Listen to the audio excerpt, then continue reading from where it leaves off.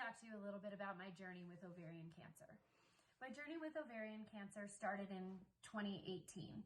I was working out at the gym and I deadlifted 200 pounds and tore the left side of my ab.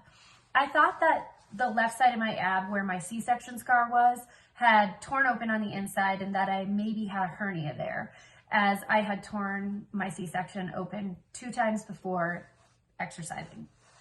So I really didn't think anything of it, except for that this time it just wasn't really healing. So I went to a gynecologist who, she said, as we're sitting in the office, she says, Ingrid, do you have any family members who have ever had breast cancer or ovarian cancer?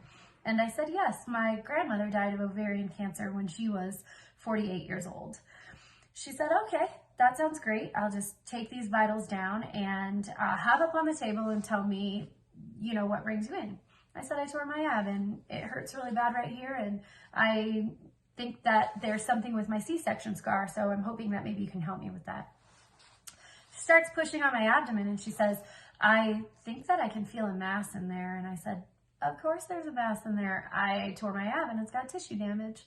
And she says, no, that's not usually how that works. And so I really pushed back on her and she said, why don't we just get you a set of blood tests and we'll see what's going on. And so she did just a regular blood panel and it came back that I was severely anemic.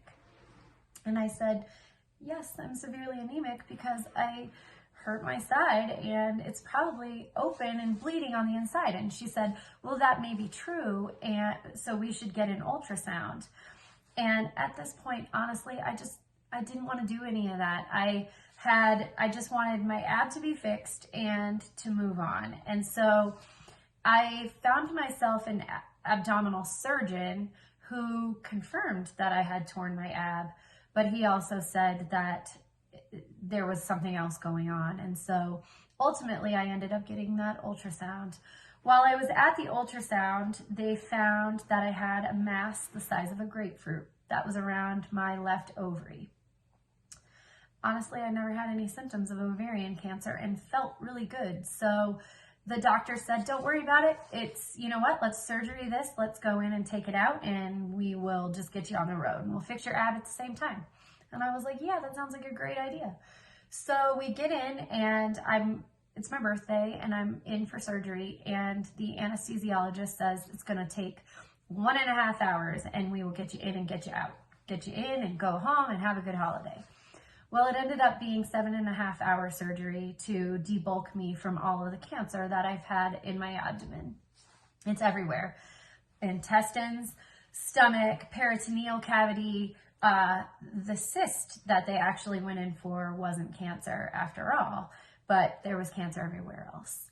Not only did I have cancer, I have a very rare form of cancer that many doctors have never seen. So it put me on a path to trying to figure out how to treat this and what to do with it. I went through chemotherapy, quit after 3 cycles because we know that this is a chemo-resistant cancer. This is why my hair looks the way that it does. It's finally growing in, but wish I hadn't done that chemotherapy. I maintained my health and working out the whole time. Finally landed myself at the University of Colorado with a fantastic doctor, Dr. Jill Aldridge, who is a master surgeon, and she did a second debulking surgery, which took out all the visible cancer. And the sad part about it is that I have microscopic cancer in all of the tissue that was left over.